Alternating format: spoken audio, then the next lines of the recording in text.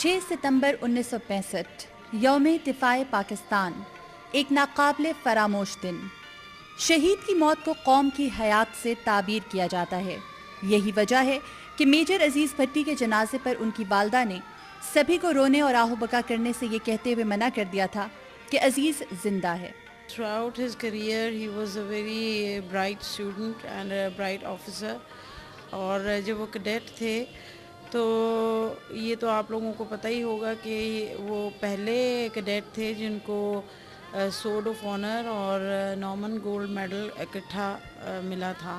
حکومت نے انہیں جرت اور بہادری کے اس اعلیٰ مظاہرے پر نشان حیدر سے نوازا۔ 1965 کی جنگ میں ہر فوجی کا دل میجر عزیز بھٹی کی طرح جذبہ ایمانی سے سرشار تھا، جس نے دشمن کے ناپاک عزائم کو خاک میں ملا کر اس کے غرور کو روندھ ڈالا تھا۔ ان کی شہادت سے یہی فیل کرتے ہیں کہ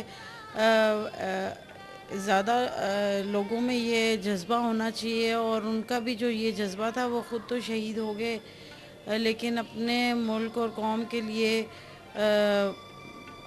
وہ ایک ڈھال بن گئے۔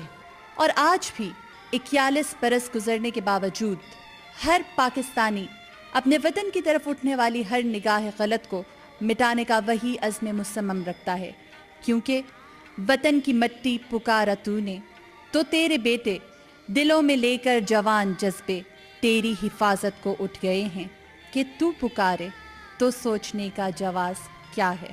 Madiha Chaudhry, ARY1 world, Lahore.